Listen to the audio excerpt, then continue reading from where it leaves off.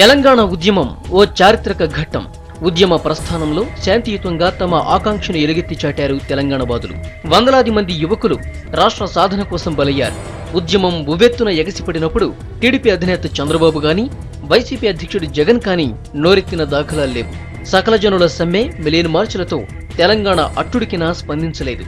తెలంగాణ వాదులపై పోలీసులు ఉక్కుపాదం మోపినప్పుడు గడప దాటలేదు. లాఠీ చార్జీలు, బాష్పవాయు గోళాలు, రబ్బర్ బుల్లెట్లతో పోలీసులు హల్చల్ చేశారు. అక్రమ అరెస్టులు, కేసులతో వేధించారు. ఏనాడు చంద్రబాబు, జగన్లు తెలంగాణ ఉద్యమానికి అండగా నిలవలేదు.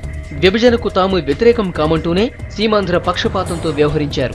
తెలంగాణను అడ్డుకునేందుకు శతవిధాలా ట్రై చేశారు.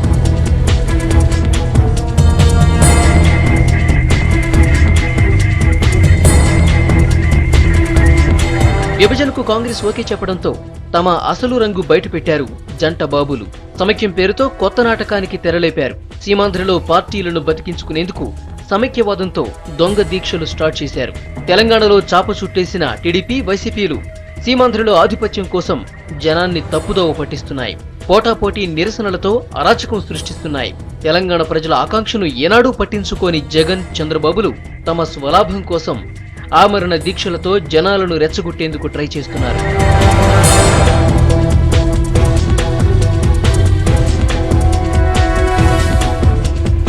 ఆమరణ దీక్షల పేరుతో దీక్షలనే అపహాస్యం చేస్తున్నారు సీమాంధ్ర బాబులు. ఇంటి ముందు గుడారంలో జగన్ ఆమరణ దీక్షకు దిగగా ఢిల్లీలో చంద్రబాబు దీక్ష నాటకానికి తెరలేపనున్నారు.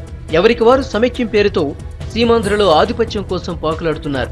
6 దశాబ్దాల తెలంగాణ ప్రజల కష్టాలు పట్టని జగన్, చంద్రబాబులు సీమాంధ్రలో జనం కష్టాలు పట్టవా అని ప్రశ్నిస్తున్నారు. బాబు, జగన్ దీక్షలపై తెలంగాణ వాదులు మండిపడుతున్నారు.